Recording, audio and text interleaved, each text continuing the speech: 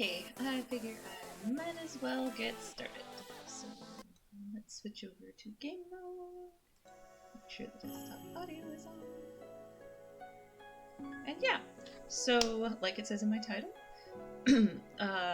playing Cinderella Phenomenon. We'll be starting on chapter 5. I've played the first 4 chapters on my 2 previous streams for this game, and I am currently playing Rod's Route, and I'll be starting from chapter 5 of that today.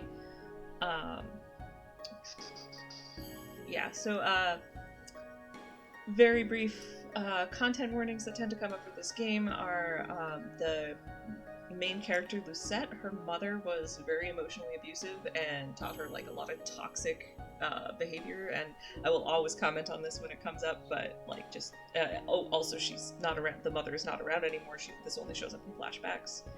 Also I go back and forth on how much I feel like it's worth mentioning as a content warning. So the route I'm on, Rod, or rather the love interest Rod is technically the stepbrother of the main character, Lucette.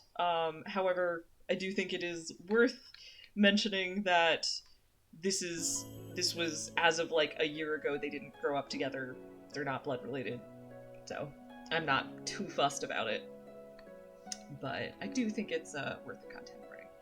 So, alright. I feel a little bad getting into the story game with not too many viewers, but like I do also assume that a lot of people will be watching this after the fact, so don't mind me. There's been like, sorry, this is not related to the stream at all. I promise I'll get started soon, but I have a lot of houseplants in my office, and I've had a small flying bug problem recently. It's mostly sorted, but like if you see me like suddenly do something like that, there just might be actual tiny bugs that I'm waving away. So hopefully that won't come up, but in case it does, you will know. Alright, so I'm gonna get to it. Oh gosh, I keep saving at major choices. I should be able to, yeah.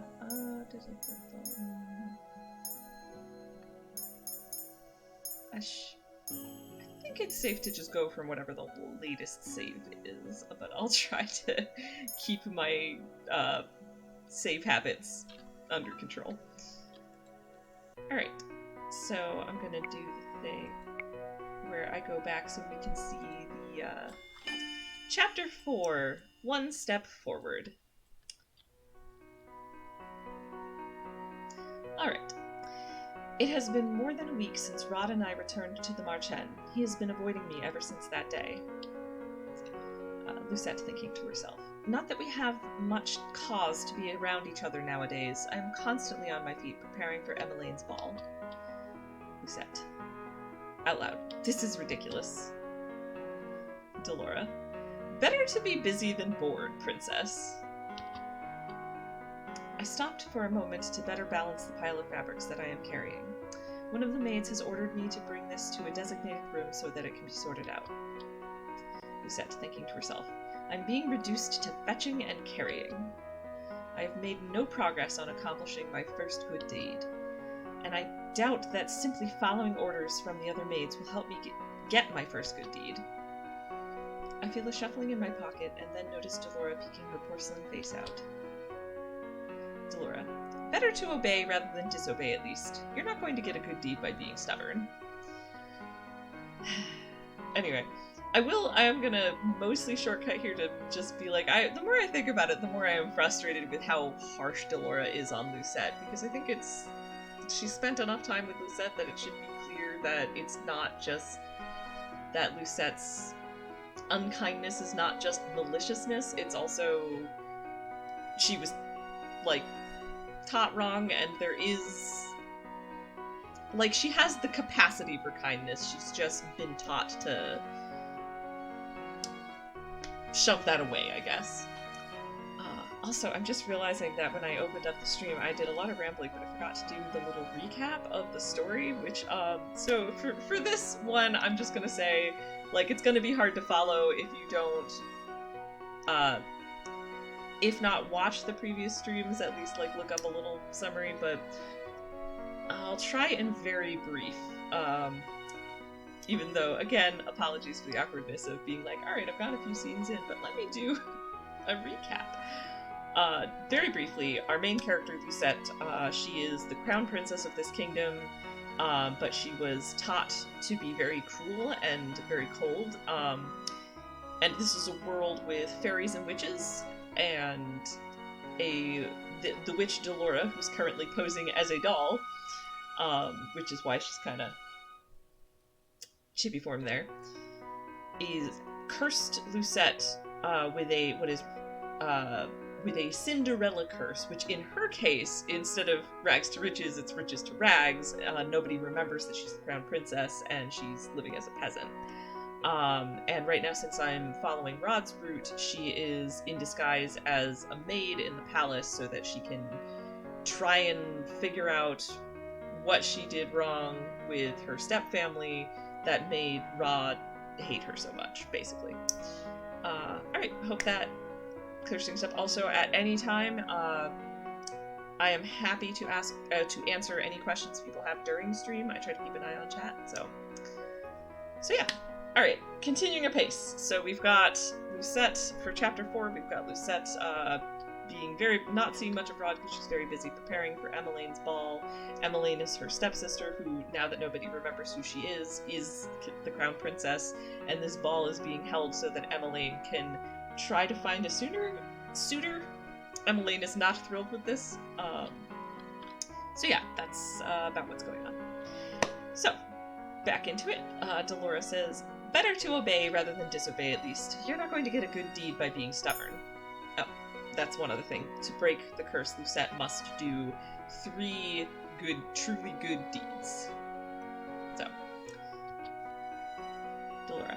Anyway, you've got to pull yourself out of it. You've got to put yourself out there a bit more, princess. You can't just do whatever is convenient for you. That's not good. Lucette thinking to herself. Delora has been no help at all. Delora. Wait, I recognize this place. Isn't this where your room is? I stop in front of the door to my old bedroom. Ever since I came here, I have been ignoring this room, not wanting to see what the king did to it during my absence. Delora. Do you not want to go in? Lucette. Why should I? It's not as if it's my room anymore. Delora. Oh, you're no fun. Aren't you curious about how it's changed? Lucette thinking to herself. I would be lying if I said I wasn't. I guess a little peek would not hurt. I step into the room and close the door behind me. Lucette. Shock. It is like stepping into the past. The room is exactly as I left it. It seems completely untouched. Little magic circle flash. Moments later, Delora is standing before me in her human form. Delora. It looks like someone has been dusting in here. Strange, considering no one should remember who this room even belongs to. I mean, to be fair, Delora, it's not that strange when you think about the fact that we have already run into, I guess they only know of 2 people in the... Okay, so we've already run into a bunch of people in the castle who definitely actually remember Lucette, and we've established that the only way to remember, Lucette is if you are also cursed, or you were a fairy, or you were a witch. So people who have recognized her so far include Rod, who is also cursed, her former bodyguard knight, Fritz, who we don't know the situation with yet, and those are the only 2 that Lucette and Delora are aware remember her, but there's also this very shady guy who, and Fritz's father, who's like the head of the guards, who's not the shady guy, seemed like he recognized her, and then there's also this very shady guy that Lucette gets bad vibes from, and I also get bad vibes from, who definitely recognized her on sight, but is pretending, like, in both of those 2 are pretending they haven't, so possibly no one else realizes it yet. And I'm just picking that up from context clues, so.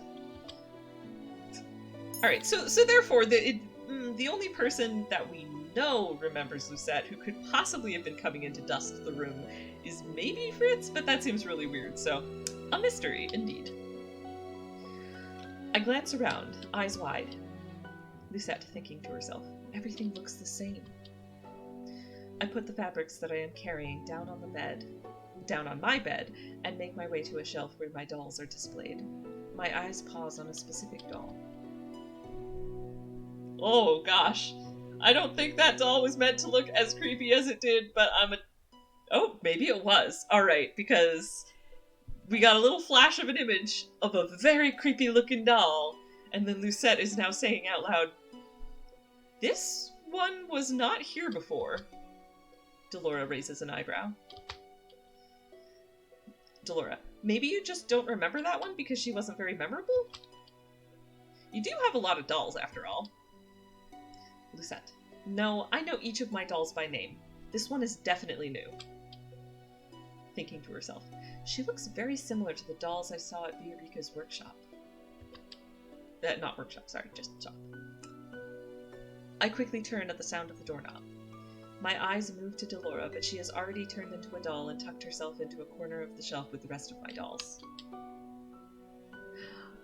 Did this become Emmeline's room? Okay, that's me just guessing, but I wonder if this is no longer Lucette's room, but Emmeline's room.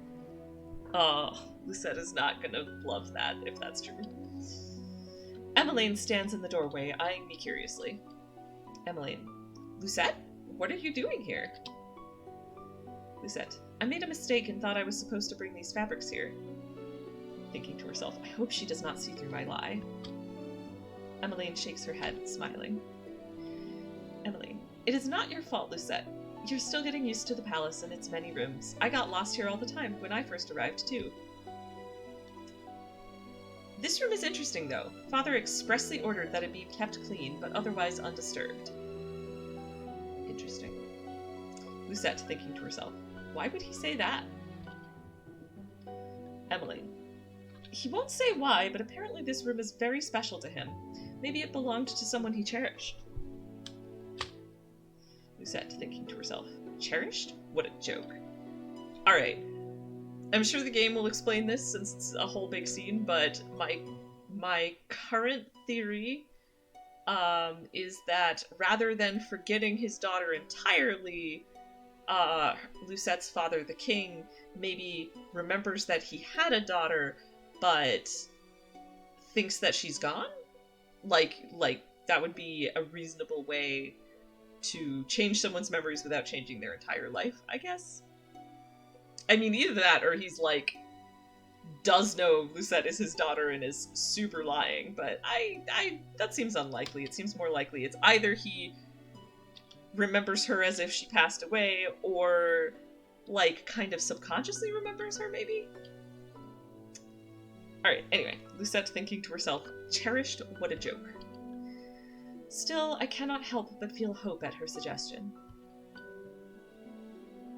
And, yeah, so another thing, Lucette definitely thinks that her father super hates her. And I don't think it's a rational thought. I think it's something that her mother taught her to think, but hopefully she'll learn better by the end of the story. Anyway, Emily, I don't think Father would like either of us being in here. We should leave soon. I only came to put a ribbon on one of the dolls. Lucette, one of the dolls?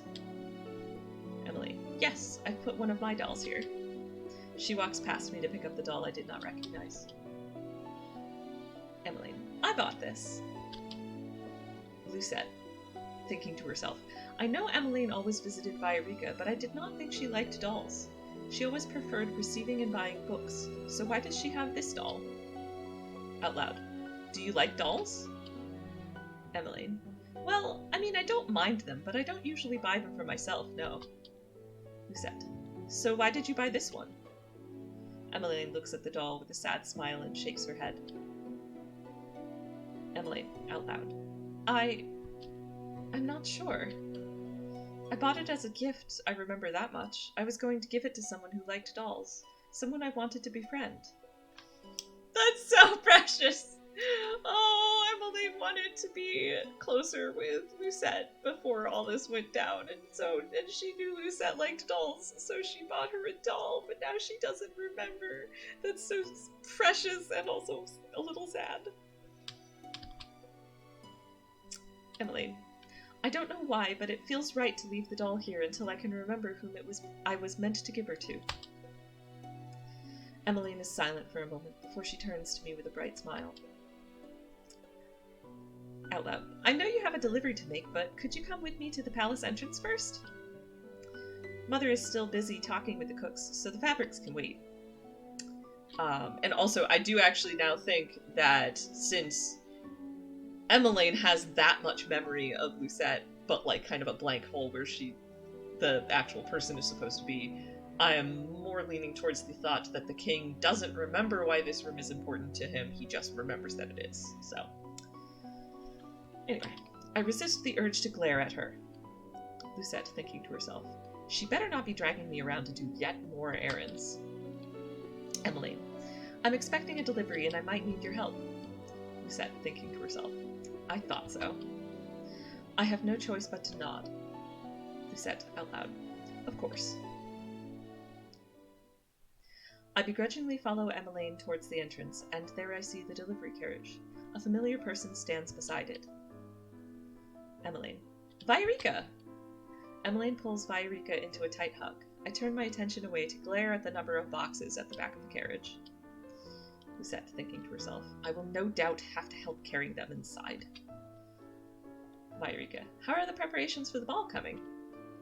Emmeline's smile seems forced at first, but then eases into something softer.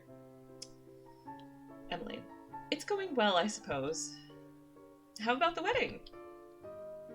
Viorica, Desimond and I have finalized the date. It will be 2 days after your ball. Emmeline, I can't wait to see you in your wedding dress. Lucette, thinking to herself, these two always talk so much when they get together. I ignore their chatter as I walk up to the carriage to observe the boxes piled inside.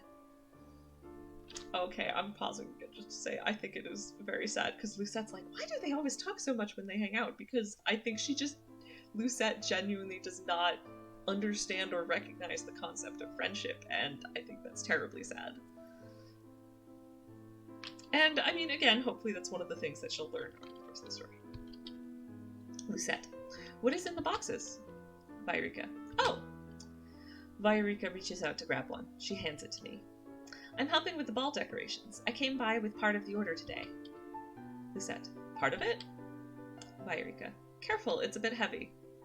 I take the box from her hands and nearly stumble. Lucette, thinking to herself, this is heavy! Emmeline should have the male servants do this. Sorry, that is my obligatory eye roll and sigh about gender roles. Viorica. Queen Ophelia placed quite a large order. I brought the more fragile decorations first. Emmeline. Oh, the glass baubles and vases?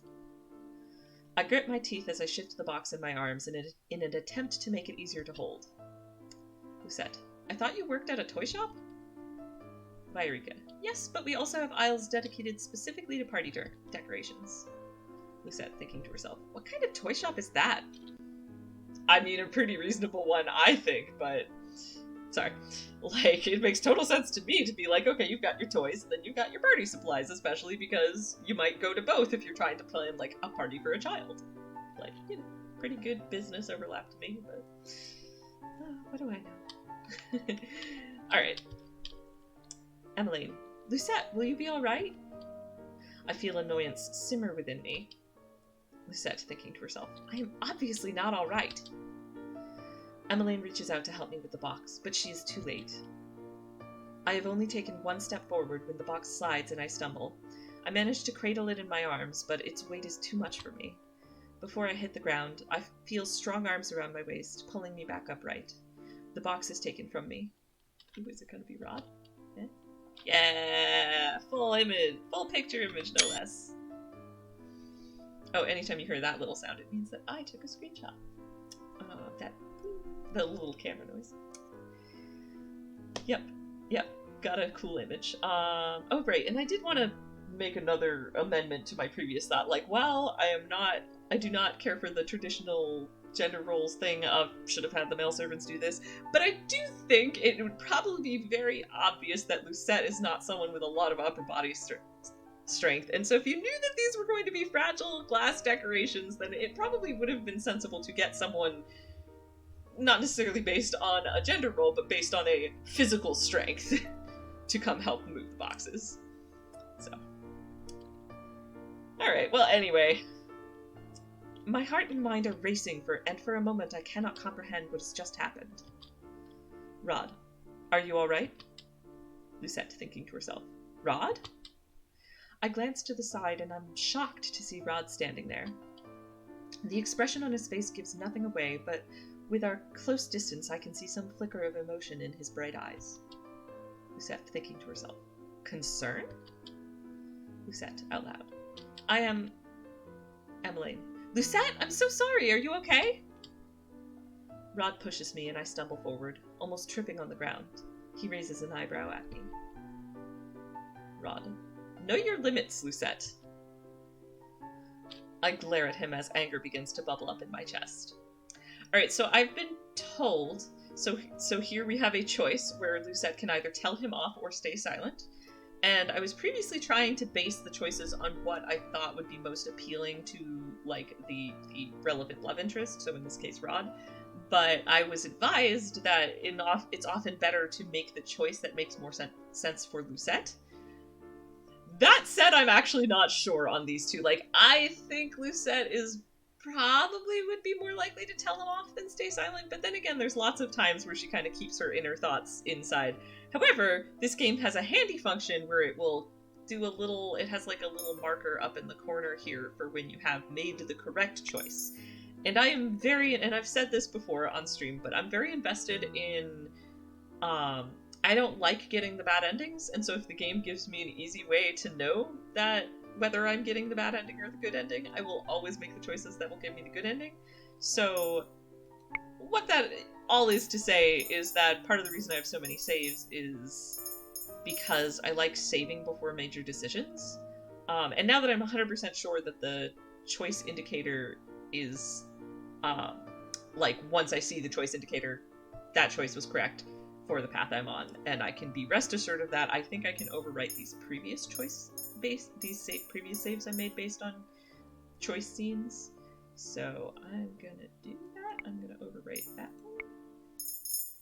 And then we're gonna go back and I'm gonna make my best guess. And if I don't get a choice, so fair warning, if I don't get an indicator that I made the right choice, I will go back and reload that save and pick the right choice, which means that there might be some repeated dialogue, which happened last time. It was very awkward because I decided, it was a very, like, emotional scene that I decided I wasn't going to reread through the whole thing, but this time, I assume I'll be able to figure it out fairly quickly, so hopefully there won't be, even if I do have to go back and change the choice, I will hopefully not have too much repeated dialogue, but I think I'll just go back to, and just read all of the dialogue and not try to awkwardly figure out how to skip around, so.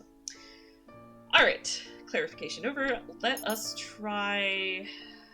I'm hesitantly going to try having Lucette tell him off for Know Your Limits. Because in fairness to Lucette here, it is not unreasonable. Like, yes, she probably should have said something when it became clear she was not going to be able to safely lift the box.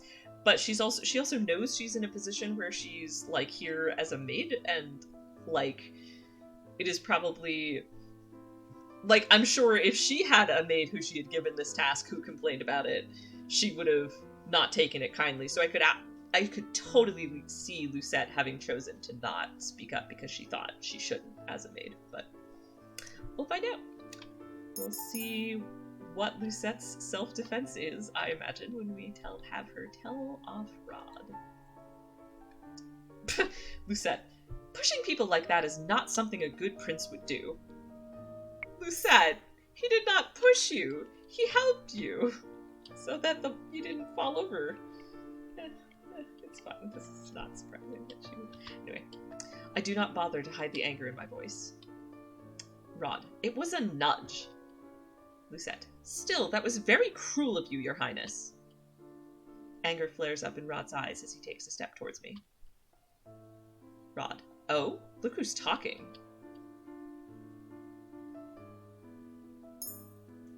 Alright, I'm worried that that was the wrong choice. I'm going to go back and see if I get a right choice indicator from the other. I'm going to go back, change the choice, see if I get a correct choice indicator, and hope that I didn't jump the gun on this one.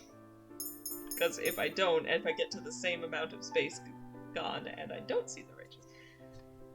I also didn't expect necessarily that Lucette would immediately be accusatory like that, so I do now feel like the better choice might have been to stay silent, so...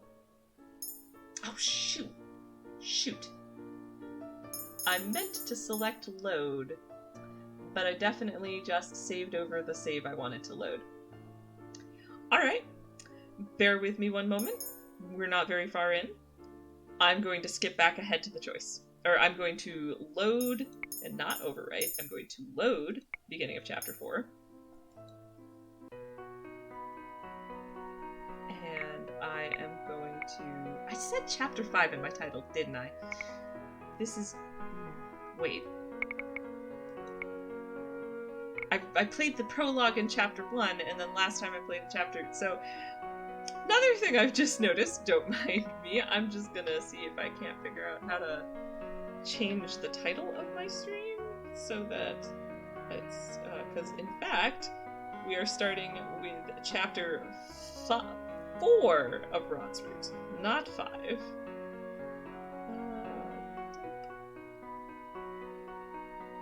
Hopefully that fixed it. Alright. And now, so, skipping back ahead, hopefully if I hit skip, since I have seen all of this at least once, skipping ahead will bring me right to the choice scene. Yeah! Alright. Now, see, it says up there in big letters, save, and now I'm going to actually put the save there. And now I'm going to try, okay, now back to where we left off. I'm going to try staying silent after Rod says, you shouldn't push yourself past your limits. I believe was the thing he said right before this. Let me just check that. Yeah, Rod says, know your limits, Lucette. I glare at him as anger begins to bubble up in my chest. I clench my fists and take a deep breath and try to calm myself. Lucette, thinking to herself, I will not stoop to his level. He is the one being cruel here, not me. Yes! Correct choice indicator!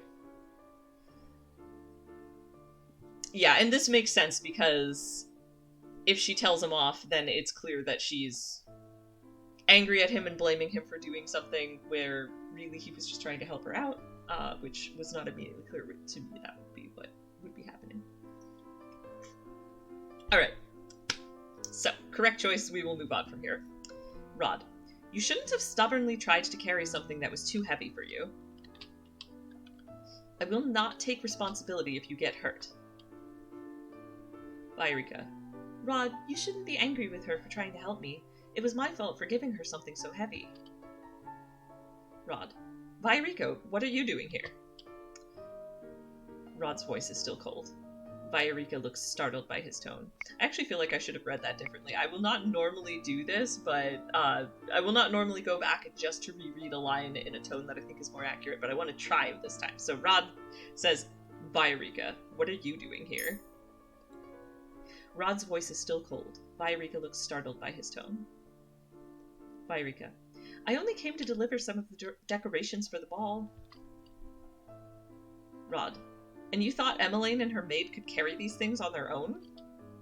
Vairika, Emmeline, Rod, this is not her fault. I am the one who chose to bring Lucette with me. I underestimated the size of the delivery. Vairika was just delivering the supplies. Lucette, thinking to herself, at least she admits her mistakes. I never thought Rod would be so stubborn. Emmeline's expression softens as she looks at her brother. She looks sad. Oh, back on Lucette's line there about never thought Rod would be so stubborn, I'm now realizing that maybe Delora earlier saying it won't help if you stay stubborn could have been like a hint to have helped Lucette be calm about things. Anyway. Emmeline's expression softens as she looks at her brother. She looks sad. Rod ignores her and picks up the box that I had been carrying. He begins to walk away before he suddenly stops and glances back at me. Come on. Rod, out loud. Come on. Emmeline. Rod? Rod. We're going to call some servants to carry these boxes in. He turns around and begins to walk away. Lucette, thinking to herself, I'm Emmeline's personal maid, not his. I glance at Emmeline, who nods her head. Emmeline.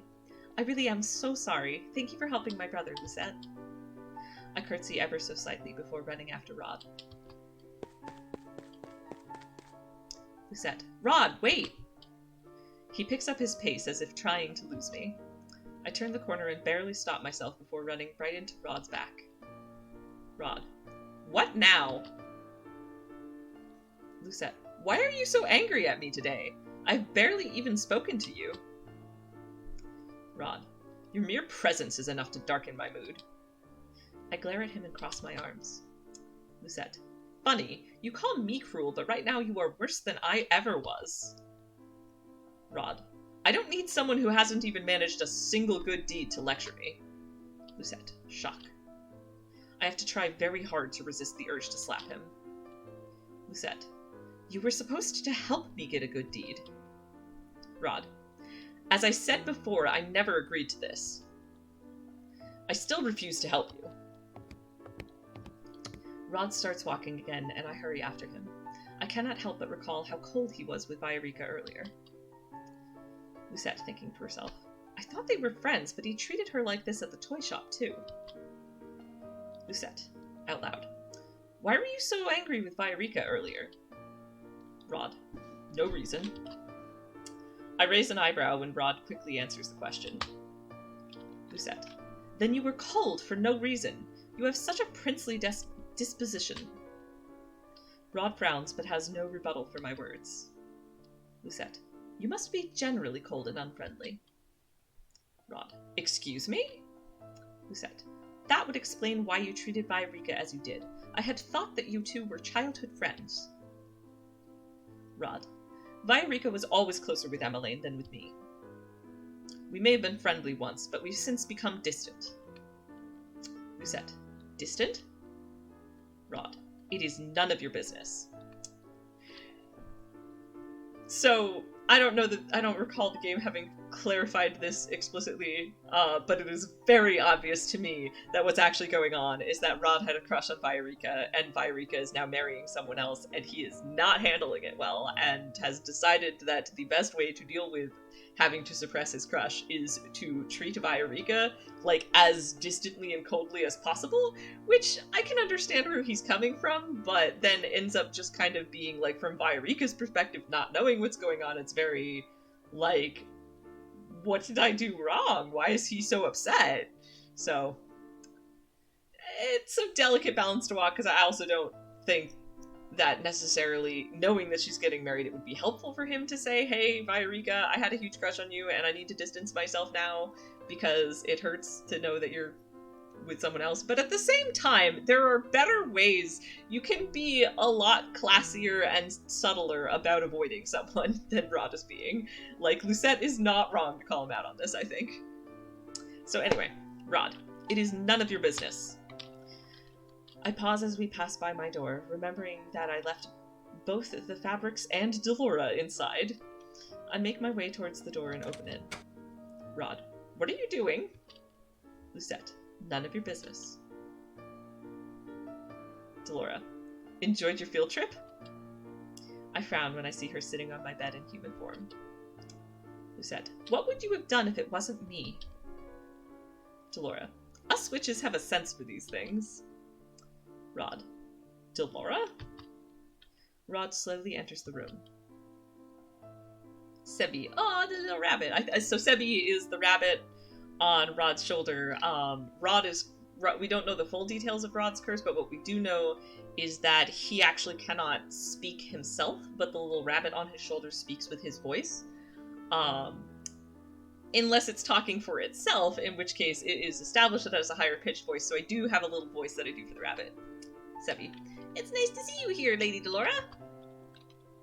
Delora. Nice to see you too, little Sebby. Rod. Why are you here?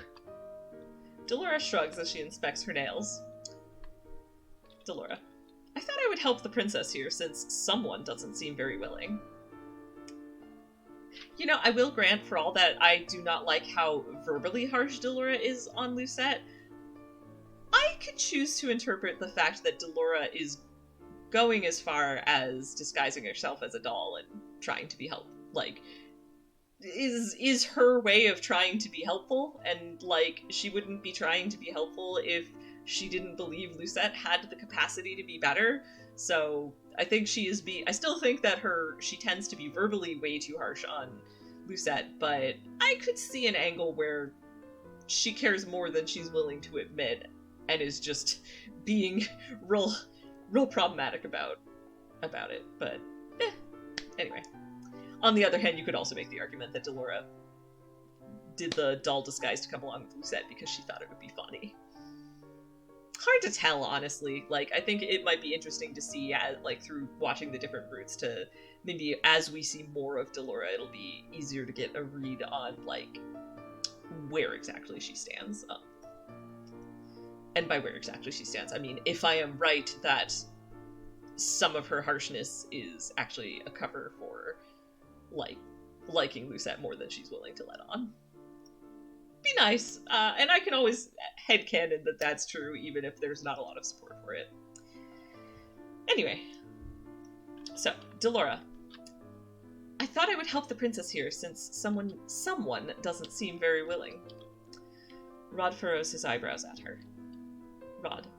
I didn't... Delora. Yes, I know. You didn't sign up for this. But do you really think you have a choice, Rod? Delora looks at Rod pointedly. Delora. You know the consequences if this fails. Rod looks away, expression conflicted. Lucette thinking to herself. Consequences? I mean, I must admit, the streamer, am also thinking to myself, consequences? What consequences? Is there some horrible thing that will happen if Lucette fails? In fact, Lucette is about to ask. Lucette, what are you talking about? Consequences for not helping me with my curse? Rod sighs heavily before turning back to Delora. He does not pay attention to me. Rod, I am not the right person for this. Delora, doesn't matter what you think. The princess thought you were, so suck it up and do your job. Rod, silence. Rod is silent for a few moments before he finally faces me, looking resigned. Rod, I will help you then, but don't expect me to change my opinions of you. I shrug at him. Lucette, it's not like I was expecting you to in the first place. Delora grins with clear triumph. Delora, good talk. Rod sighs.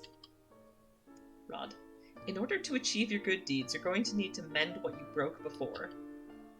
Lucette thinking to herself. I feel I already know what he's going to say. Rod, my sister has always wanted to be your friend, so you must do just that. Show her kindness, and you may be able to get your first good deed through her. Lucette thinking to herself. Show her kindness, huh?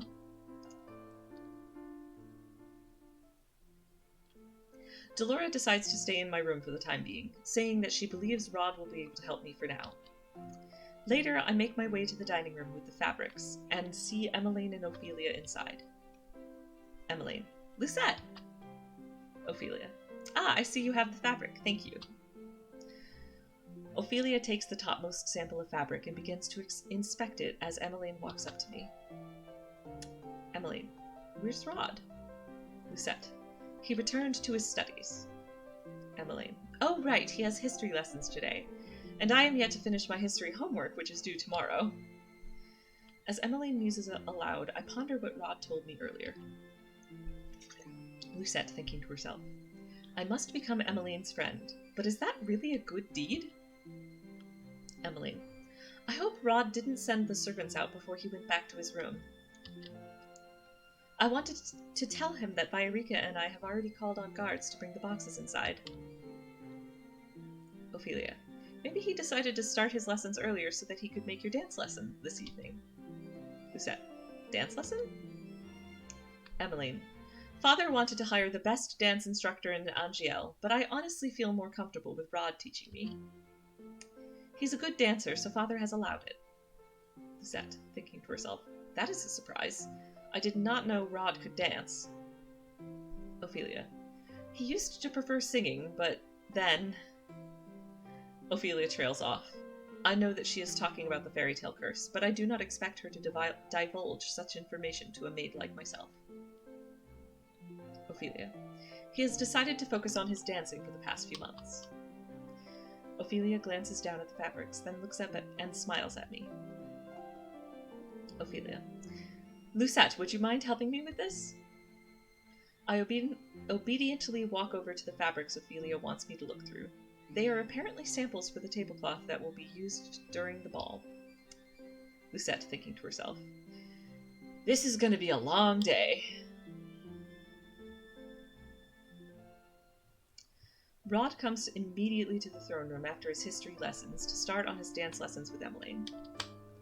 I am only standing here because it is my responsibility as her personal maid to watch over her as she practices. I watch as she steps out of rhythm, and Rod sighs at her. Rod. You're doing it wrong. That's the 10th time. Emmeline. Sorry. Rod. Again. They start from the beginning, and I am unable to stifle my own sigh when Emmeline messes up the same step again. Lucette, thinking to herself. This would make the 11th time. Emmeline. I really am terrible at this. Rod. Would you rather have the royal dance instructor teach you? He has more experience than I do. He has more experience teaching than I do. Emmeline. Oh no, I really do want you to teach me, Rod. I'm sorry that I'm such a slow learner. Rod. Emmeline. You were always good at everything. Singing, dancing, cooking. Lucette. Prince Rod cooks? Emmeline. Yes, Rod does cook. He's very good at it. Rod. You didn't have to tell her that, Emmeline. Does it really matter? I love bragging about how talented my little brother is. I see a tinge of pink in Rod's cheeks as he turns away. Lucette. Is he embarrassed? Emmeline looks down at the floor, her smile smaller. Emmeline. I wish I was as talented as you, Rod. I had always thought Emmeline was overly optimistic. She always seemed to bounce back with a smile, no matter how many times I pushed her away. Now I cannot help but reconsider that thought. Still, seeing her like this only irritates me. Lucette. Pitying yourself will get you nowhere. Not everyone can be perfect at everything when they first start out.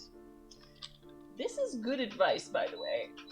Don't mind me just turning up a space heater. It is the cold months. And putting on socks. Alright. Sorry about that. But yes, this one is actually very good advice from Lucette. Not everyone can be perfect at everything when they first start out. That is very true. Emmeline. Shock! I mean, I say shock, but it's just the exclamation points. Lucette, thinking to herself, I remember when Mother gave me similar lessons. She was always such a harsh teacher, and she hated when I showed weakness in front of her. She made me keep practicing until I had perfected whatever it was she wanted me to do. Failure was never an option. I never had time for self-pity. Lucette, out loud. Instead of feeling sorry for yourself, just try harder. Let failure inspire you to do better. You know, I'm impressed. That was like, for all that memory of hers, like her mother did not handle that well, that she managed to walk away from that. It's impressive that Lucette managed to walk away from that experience with like such a good outlook on that kind of thing. Like, just use your mistakes to learn. That's exactly it. No one's perfect. If you're trying to learn a new thing, just, you know, keep trying. Try to learn from your mistakes, and, you know, that applies to just about everything in life. So, anyway. Rod. And in fact, Rod is also surprised. Like, I believe I am reading this as he is quite shocked by Lucette giving actually quite good and thoughtful advice. Well, it'll be good. He'll start to see more of, like, the real Lucette, I'd say. As opposed to, like, I see her, like, sort of outwardly cold and unkind facade, like, demeanor being a facade that she was taught to put up by her mother. So, anyway, Rod. Lucette, that was... Emmeline. She's right, Rod. Instead of complaining, I should be working harder. I let out an exasperated sigh and crossed my arms. Lucette. You always look at your feet whenever you reach the underarm turn. Instead, focus on counting your steps and let Prince Rod lead you. Worrying too much on your next step is what puts you off rhythm. Emmeline stares at me. Emmeline. Can you dance, Lucette? Lucette. I can. Why? Emmeline. Wow, that's amazing! Lucette thinking to herself. There is nothing amazing about me being able to dance. Her praise makes me embarrassed regardless. Emmeline. Maybe I could learn faster seeing someone else do the dance first. Oh, nice. This is gonna be a good setup for Lucette and Rod to dance together. Good accidental assist, Emmeline. Rod. What are you talking about? Emmeline. It might be easier to copy the steps if I can have someone perform them first. She turns to me suddenly, eyes bright. Emmeline. Would you help me? Lucette thinking to herself.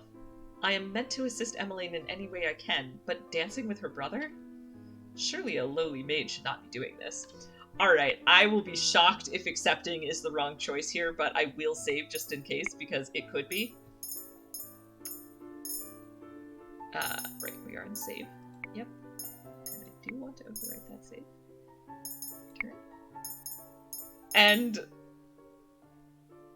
like, you know, one of the goals of the choices is to further progress the potential romance, and so I cannot see how any choice other than yes, let's dance could be the proper choice. But I will still go change it if for some reason I don't get the right choice indicator, but this time I'm actually pretty confident that the correct answer is to accept. Lucette thinking to herself, well, if I do accept, at least I can prove that I am a better dancer than Rod. Besides, I am supposed to be listening to Emmeline, no matter how absurd her requests are. Lucette, out loud. If that is what you want. Emmeline. Really? Emmeline rushes up to me and takes my hand in hers. Thank you, Lucette. I thought it might be an awkward request, but I'm so happy you've agreed to this. I turn to look at Rod, who is glowering at me. Rod. I am not dancing with her. She might step on my feet. Emmeline gives him a disapproving look. Emmeline. Rod, please? Rod eyes me warily. Okay, I'm pausing a moment, because I am noticing that I'm not getting the positive choice indicator, but I want to see them dance, so, and I mean, it's always possible that the answer is she would have refused, and then Emmeline would have been like, but please, and then they would have danced anyway, but I'm gonna go a little further, just in case this is the only way I actually get to see them dance. So. Rod eyes me warily. I step toward him and offer my hand. Lucette, shall we? Rod scowls at me for a few moments before finally taking my hand. Dancing. I put my hand on his shoulder and he places his hand on the small of my back. Rod looks at me but quickly averts his gaze. Lucette, is something wrong? Rod, I didn't think I would ever have to dance with you is all. Lucette. Neither did I. Did I? Rod looks at me again. This time he has an uncomfortable scowl on his face. Lucette thinking to herself. He is not the only uncomfortable one here. We both start dancing and I mentally start counting the steps. It has been a long time since I last danced with anyone, but the steps come to me naturally. The dance is rather simple. While Rod and I move stiffly, I cannot help but notice his careful footwork. I realize that Rod is a pretty decent dancer. Lucette thinking to herself. Of course, I would never openly admit that. When we stop, I hear Emmeline clapping her hands as she looks at the both of us in awe. Emmeline, you really are a good dancer. Thank you so much for showing me the steps. Now I know for sure what to do during that part. Alright, I got to see the dance, but I never got the right choice indicator, so we are, as stated, going back because I am very invested in making the correct choices, and this game tells me when I make the correct choices, so just re-clarifying that this is going to be a common feature when choices are made. I will wait and see if the correct choice indicator pops up, and if it doesn't, I will go back and reload from the point where I made the choice and make the other choice. So. Alright, to be fair, I was going against the advice I had been given to that often the right choice is the choice that Lucette would make. And it's hard to tell which choice Lucette would be more naturally likely to make, but it does feel like, although I wanted her to just accept and do the dance, it's possible they'll have to dance anyway, and it does seem like it would be a little more natural to Lucette at this point to refuse.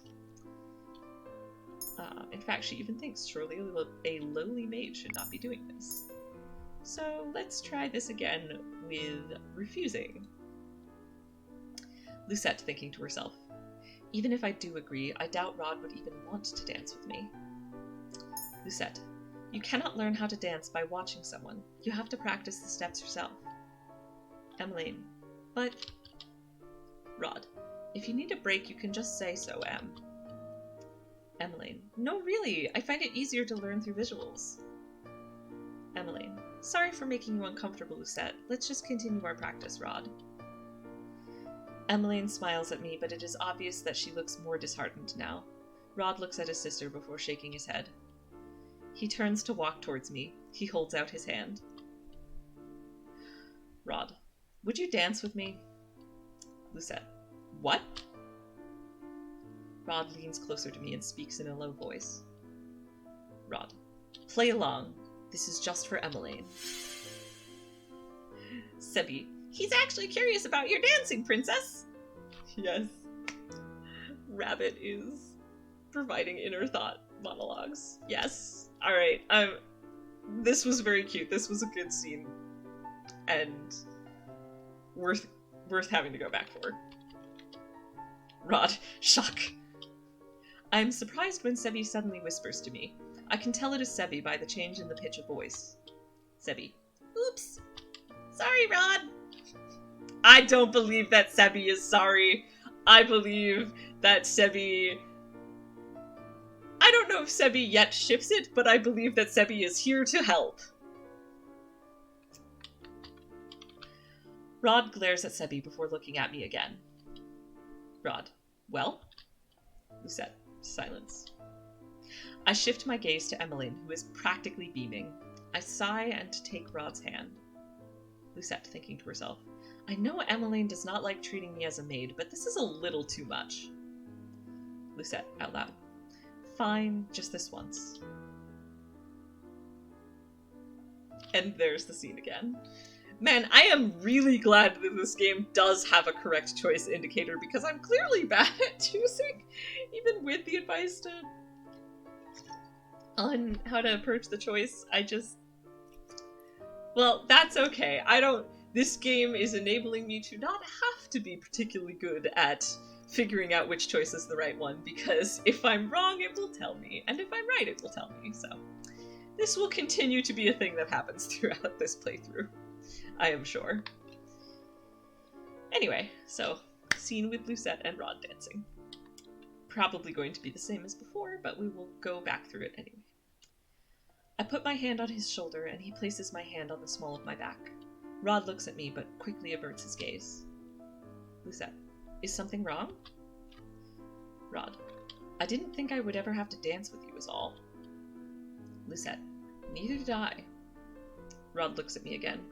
This time he has an uncomfortable scowl on his face. Lucette, thinking to herself, he is not the only uncomfortable one here. We both start dancing, and I mentally start counting the steps. It has been a long time since I last danced with anyone, but the steps come to me naturally. The dance is rather simple.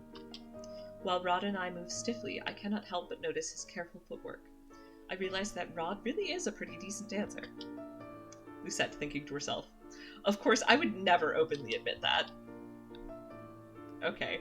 I do see how this is kind of cute to have the two tsundere types be in the, you know, have them slowly circle towards romance, because there's a lot of, I'm going to be grumpy on the outside, but inside I'm going to secretly think nice things.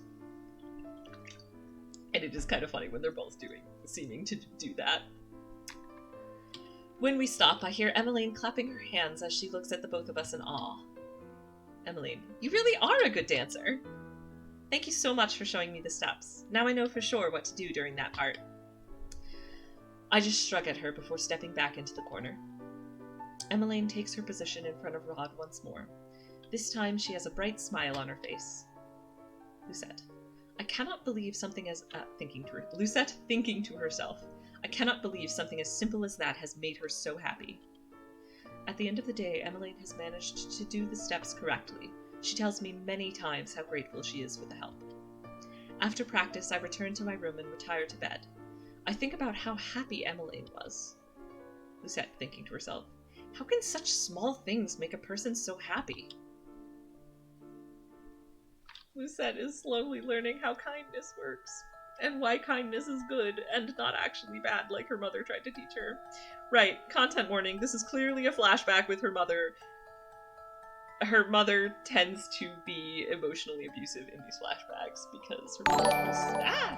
Oh, thank you so much for following the sound shot. It surprised me. Yeah, thank you for the follow. I appreciate it a lot. Clara Uwu.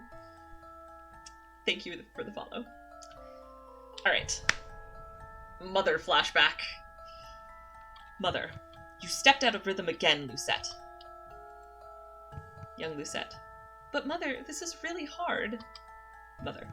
A princess never complains. You must perfect this waltz by tomorrow. Otherwise I will not allow you to play with your dolls for the day. Young Lucette. But... Mother. If you have time for objections, you have time to push yourself harder. Now once again, from the top. Is this just a chapter end? The flashbacks usually happen at the end of chapters. No, it didn't seem to be a chapter swap. That was just a end flashback scene, I suppose.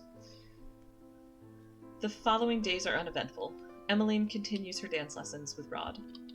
Her steps are still far from perfect, but I can tell she has improved since my demonstration with Rod.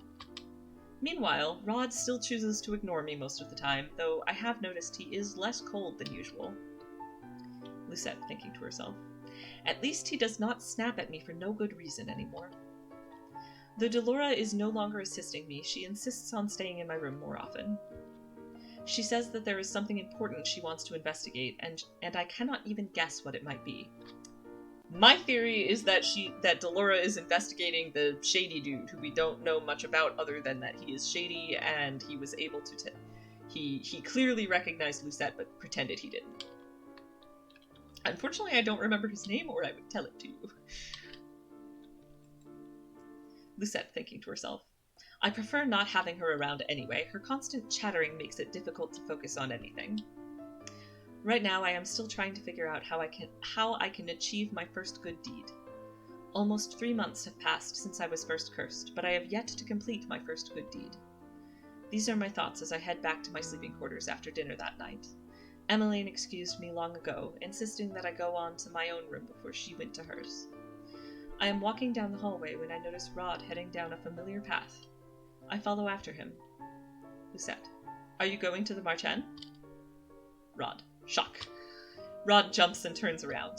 The surprise in his face quickly fades into annoyance. Rod. Don't do that again. And no, not today. Since I came here, I found that Rod occasionally sneaks out of the palace at night through the secret passageway to go to the Marchen. Even now, I am still confused as to why he goes there. He said before that he has given up on breaking his curse, which makes me wonder why he still visits. It also makes me wonder why he would refuse to break his curse in the first place. Lucette, thinking to himself. Is he okay with being the way he is, or is his curse just really difficult to break? This is again me spitballing, theorizing, but I think my theory is that to break the the curse that Rod has, to break it, or rather so in any curse there's like a set thing that you can do to break the curse. Like Lucette's is she must complete 3 genuinely good deeds. We don't know what Rod's scenario is for breaking the curse, but it has been implied that it's something he really doesn't want to do, so something emotionally difficult. At some later point I might start theorizing more about what it could be, but at this point I don't have many ideas other than his curse is clearly a Little Mermaid curse, so something that involves that fairy tale, perhaps. Anyway, Lucette, thinking to herself, is he okay with being the way that he is, or is his curse just really difficult to break? Lucette, out loud, why were you cursed, Rod? Rod, I'm not answering that question. Lucette, why? I cannot help you break your curse if you refuse to tell me anything. Rod, I told you before that I do not need your help. Lucette, but I chose you as my partner. You help me, and I help you. Lucette, thinking to herself, it is highly likely that breaking Rod's curse will also count for a good deed. Rod scowls at me and crosses his arms. Rod, I am afraid that this isn't how this works at all. The sound of footsteps keeps me from coming back with a retort. We both turn to see Sir Alcaster approaching us. So Sir Alcaster is the father of Fritz, the bodyguard knight who, Lucette's former bodyguard, who seems to recognize her, and thus is probably cursed. And so Sir Alcaster also seemed like he recognized Lucette, but that's just me guessing because it hasn't been confirmed. Alcaster. Prince Rod, good evening. Rod. Good evening, Sir Alcaster. Sir Alcaster turns to me and raises an eyebrow. Alcaster. Shouldn't you be attending to Princess Emmeline? Lucette. Rod silences me with a look. He moves to stand in front of me, shielding me from Sir Alcaster's gaze. Rod. We were just about to go to her. Let's go, Lucette. Ah, I don't know exactly what was going on there, but that was definitely a save from Rod. Rod strides away, and I quickly curtsy to Sir Alcaster before following after Rod. I can still feel Sir Alcaster's eyes on my back as I walk away. I try my best to suppress a shudder. Rod and I walk through the hallway in silence. We both stop in our tracks when we hear the clattering of silverware. I look around and realize that the sound has come from behind a set of doors that is slightly open. Lucette, thinking to herself, the dining hall? Emmeline. Oh no! Lucette. That's Emmeline's voice. We do not see Emmeline when we enter the room, but there is a dizzying array of cutlery set out on the table. Rod. Emmeline? Emmeline surprises us both by crawling out from beneath the table. She flashes us an embarrassed smile as she gets to her feet, holding several forks and knives in her hands. Rod. What are you doing here? You should be getting ready for bed. Emmeline. Sorry. I eye the silverware on the table. Emmeline. I thought I could practice before I sleep today. Lucette, thinking to herself, it has already been an incredibly long day for her, and she is... Oh, sorry, sorry if the follow notification, I don't know if it's audible for other people as well as for me, but it's just very loud for me. I should maybe... But yes, thank you so much for the follow, Afrintom. Thank you so much. I appreciate it a lot. Right, so Lucette thinking to herself. Oh, hello.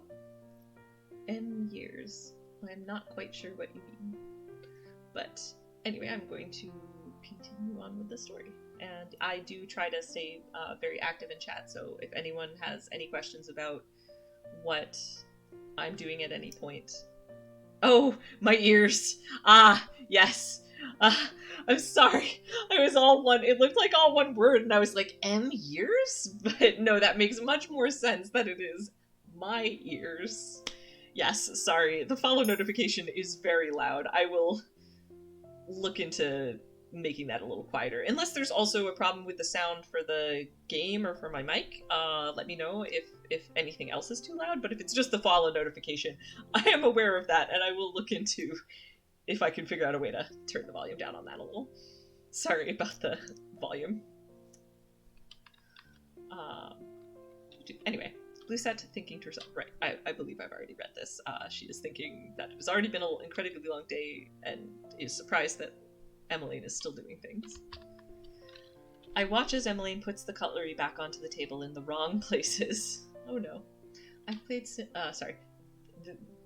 Turning to chat for a moment. So, this makes more sense when I'm streaming games where I'm not constantly reading the text, but I'm going to do it anyway. I will stop and I will read what people say in chat, usually. I've played Cinderella Phenomenon multiple times. I'm surprised someone was actually playing, seeing as I follow the game. Oh yeah, and also, do you often play Otome games? I will answer both of those questions. So Cinderella Phenomenon, I think I'm still on Chapter 4, although I've been wondering if it switched to Chapter 5 and there just wasn't a title card, but I think I'm still on Chapter 4. I am pretty new to streaming in general, but like I really like Otome games, and I have not played Our Life. I haven't played very many Otome games. I'm familiar with them, and I've watched like a lot of manga and anime that are like based on Otome games, or like the concept of Otome games. I really like that. I've been like the new isekai genre of I've been reborn into my favorite Otome game. So I thought I'd really like to play Otome games, and I also thought I'd like to try streaming. And I do stream other types of games, so I stream Minecraft sometimes. I stream like a JRPG called Recitator sometimes, but right, Our Life is a very vast choice Otome game. Good to know. I'll look into it for sure. So my goal with Otome games is I do intend to continue playing them. Since they're so story focused, I play on a stricter schedule. So so this week is later, but starting next week, I'll be doing every Monday starting at 4 p.m. Eastern time. And I will be playing through all 5 routes of Cinderella Phenomenon, but once I've done that, I'm absolutely going to just move on to another Otome game, and like this is just going to be my Otome game series, is every Monday at around 4 p.m. So, and I also, obviously the videos are up for people to watch them later, since they tend to be story-focused games. Our Life is the best one you can come across as far as I can tell so far. Very rich story and many choices. I will definitely remember that. I'll look into it. I will, it's free. I have Cinderella Phenomenon on my number 2 because of the fact it's free. It has a good story, but you of course have limited choices. Yeah, like, Cinderella Phenomenon is obviously more of a visual novel than a wide spread story-based, rather than it is more visual novel with some choice options that'll lead you to different endings, as opposed to, it sounds like, Our Life sounds much more like a open world game that can go lots of different ways. So that's very cool, and I will definitely look into it. Maybe it can be the next thing I play. I haven't actually, I mean, I'm not gonna 100% commit to that right now. I do want to play through all of Cinderella Phenomenon first, but I definitely will be looking for another game after that, and will certainly play it eventually. I do intend to keep this up as a streaming series for the foreseeable future, for sure, including past. So I haven't tried doing an every week schedule, so I'm gonna also just kind of see how that works for me, but I think it should be okay. So every Monday I will be playing. Our Life has lots of different ways it can go, and will often bring up past choices and such. Nice. I do really like that style of games. I like visual novels as well, but like, I think I like a lot of different types of games, and that also sounds very cool. Personality of the main love interest also changes depending on your choices. Oh, that's cool. Like, good to know. Yeah, like 100%. I will look into that. Yeah. All right. So I'm gonna get back to Cinderella Phenomenon for now, but thank you so much for the recommendation. That sounds super cool. And I will continue to be keeping an eye on chat, so like any other questions or comments, I'll definitely see them. All right. I watch as Emmeline puts the cutlery back onto the table in the wrong places. Oh no.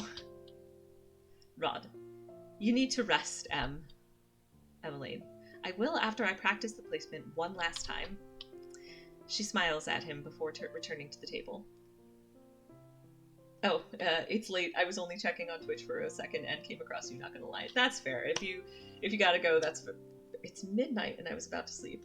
Well, I will, like I said, in the future, I'll be streaming these a little bit earlier. It'll be, so it's... If it's 7 p.m. my time, and it's midnight your time, then in the future, I should be starting... Sorry, I'm not great at math on the fly. 7, 6, 5, 4. So it's midnight, 11, 10. Midnight, 11, 10. Yeah. Alright. So if I've got that math right, I think it'll be 10 p.m. in the future, like your time, that I'll be doing these streams. So it'll be a little earlier in the future if you want to come back and check it out. And thank you again so much for the follow, and thanks for even just dropping in briefly. And if you can't, I hope that you can sleep, but I would be happy to have you back if you can. So, have a great rest of your night. Alright. Emmeline smiles at him before returning to the table. Emmeline, I don't know why a person would need so much cutlery. 1 fork, 1 spoon, and 1 knife should be more than enough for any meal. And all these glasses, if I recall correctly, this one is for water, this one is for red wine, and this one is for white wine.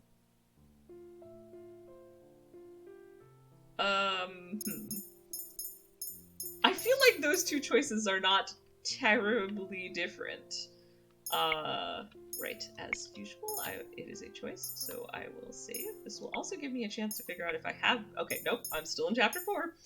Alright, so I'm gonna play through Chapter 4 for sure today, but I'll probably call the stream at the end of Chapter 4. Alright, so, choice time. I can have Lucette either point out Emmeline's mistake or give her the correct answers. I'm leaning towards give her the correct answers. And this is just, it's not so much based on what I don't really, I'm not sure I've got a read on what Lucette would do.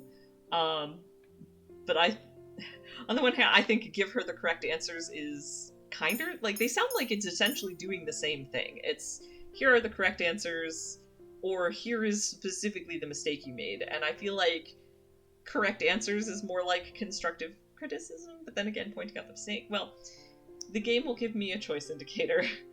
I will do my best to pick a choice. I like give her the correct answers better, I think, so I'm gonna try that, and if it doesn't work, as always, I'll just go back and load from there.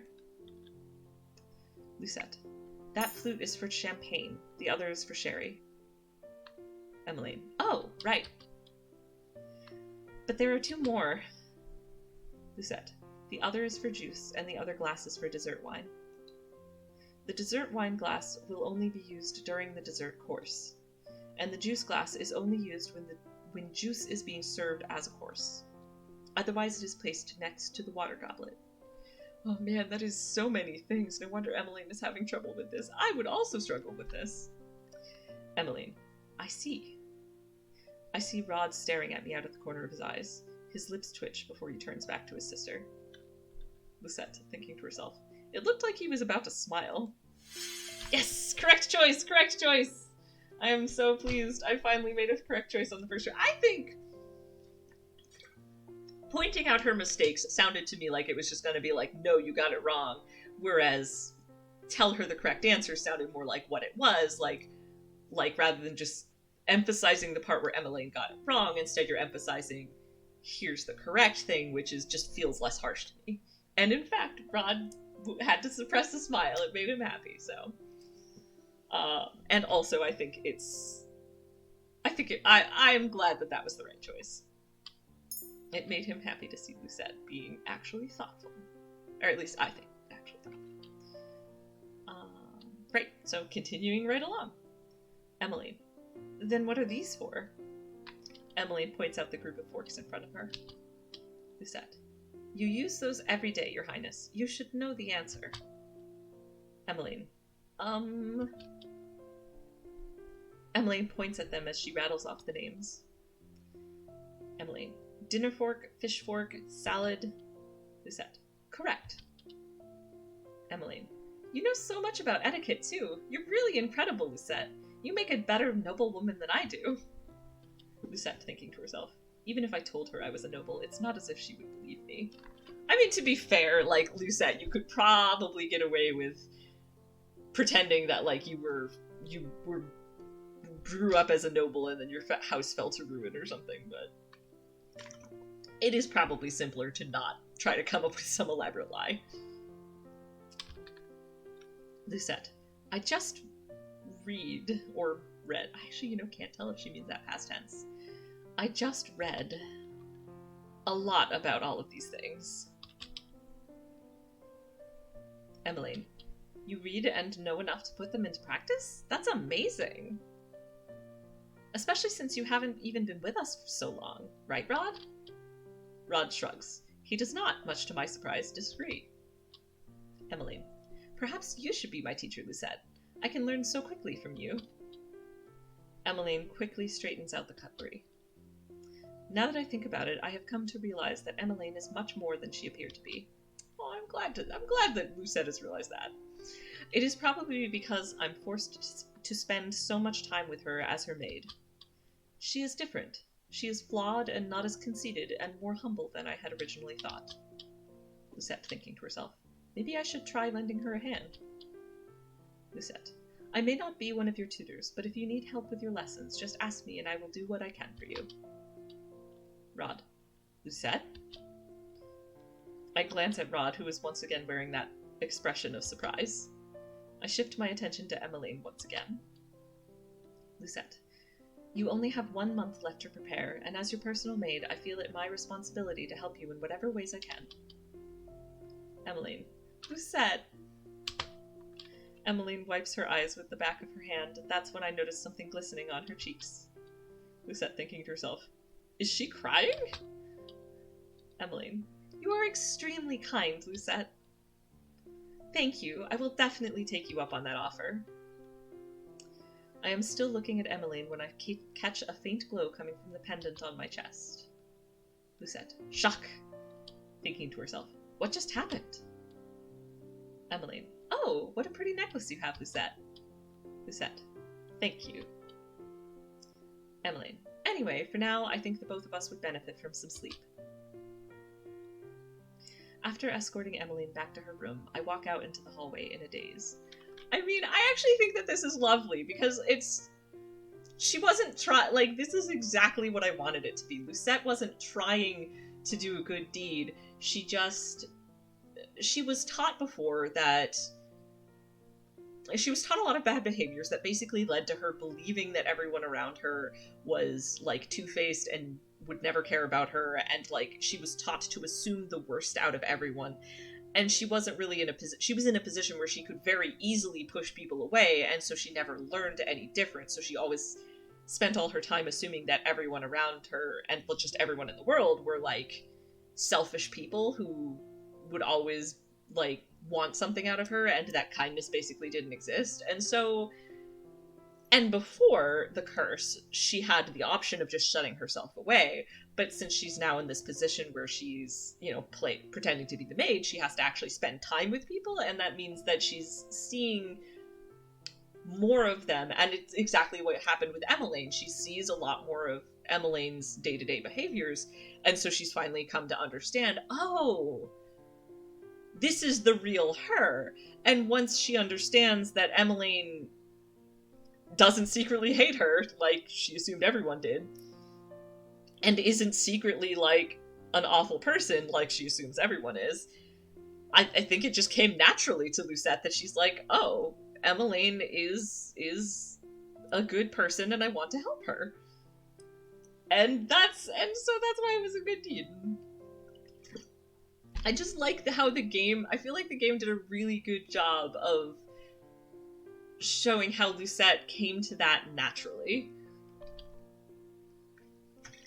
And I'm really excited about it. Alright. After escorting Emmeline back to her room, I walk out into the hallway in a daze. Lucette, thinking to herself, what was that light? Rod. It seems like you actually managed to obtain your first good deed. Lucette, shock, thinking to herself, I did not know he was still here.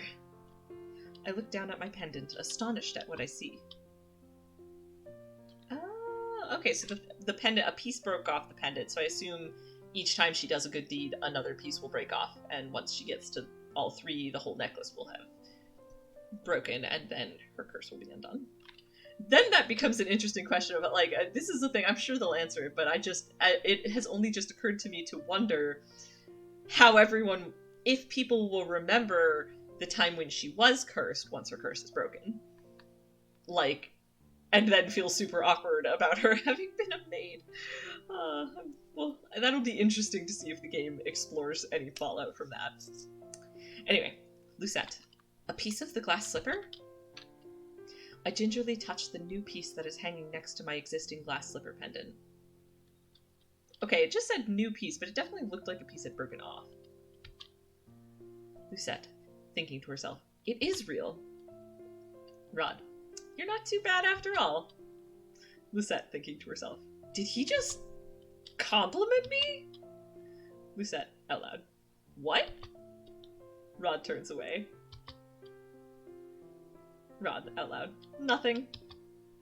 That was cute. Okay, that was legit cute. He walks away, leaving me alone with my thoughts. Alright, and that is the end of chapter 4. So, this is a little... Oh, yeah, well, we'll start back up with this next time. Alright, so I'm going to save it here, and then I'm going to go out to the menu, and then I will verbalize a bit before I end the stream. So yeah, I was thinking I could probably just save over the previous chapter save, because there shouldn't be any reason I would need to go back to a previous chapter in the same route. So. Alright. Wait. So I have done the save, and I want to go back to the menu, because that's... Yeah, alright. I just think the menu background music is better background music. So, obligatory little self-promotion bit. And also, so first of all, like, this stream is a little shorter than my previous ones have been. I've been considering whether I want to try and get through one chapter, like 2 chapters every stream, or 1 chapter every stream. And so one thing I've noticed, and like, I don't begrudge it at all, but I do get like a little less active streaming viewership for the Otome game stuff. Which makes a lot of sense, because people aren't going to want to jump in the middle of a story that they don't know what's going on.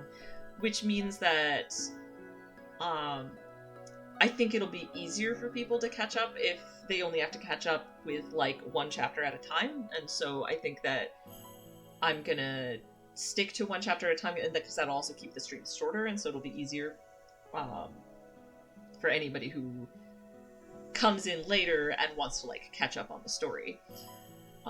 Of course, it gets to a point where I'm going to get far enough into the story that like that it'll be hard to catch up no matter what I do. But like, so shorter streams so that they will be easier to catch up on. And I also find it's really hard to predict how long a chapter is going to be. And like my general stream, I try to keep within 2 to 3 hours for stream time. So although it keeps these streams on the shorter side, I think I'm gonna, so that is my whole logic behind it. But yes, so from here out, it'll also be a little easier to title things. So from here out, it'll be 1 chapter at a time.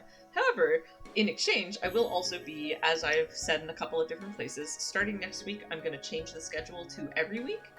And it'll be every Monday at 4 p.m. Eastern Time. And I will play another chapter of this story. So even though I'll be doing fewer chapters at a time, like, I think we'll end up getting through it at a similar pace with, and like kind of a steadier pace too, because I was finding like the 2 weeks gap felt kind of long. So yeah, and I will of course continue to stream other things. My next stream after this one's going to be on Wednesday, this upcoming Wednesday, and I'll probably be streaming Minecraft. Hope to see some people there. And my next stream of this game, I've literally already said it, so apologies for repeating myself, but my next stream of Cinderella Phenomenon, where I will play Chapter 5 of Rod's Route, will be next week at 4 p.m. And will continue to be every week at 4 p.m. So, all right, yeah, and I'm so excited that I got new followers, and like I know that at least the one person who started following my stream has gone to bed, and I hope that they have a lovely night. But I am very excited that I got followers. So thank you so much again. If you do go back and watch this, I just want to say that I really appreciate it. And if anyone is watching this after the fact, I do super appreciate follows. And like, if you want to wait till I'm streaming, I will always thank them when they happen, and I will try to look into making that alert noise a little quieter. Yeah, thank you so much. Like, I'm really excited to, like, you know, if I wasn't excited about the idea of people following me, I'd probably just be posting these on YouTube, but I'm really excited about streaming, and I like the live experience, and so I appreciate everyone who comes and watches my video, and I appreciate everyone who watches my videos, even if you are watching them after the fact. Like, I still super appreciate it. And yeah, no, everyone who is watching this, you are great, and I appreciate you so much, and I hope that you will consider continuing to watch, and that you will continue to enjoy, and I will do my best to try and be fun and interesting to watch, and thank you so much. Alright, well, and with that, I will end the stream for today, and thank you again so much. Bye!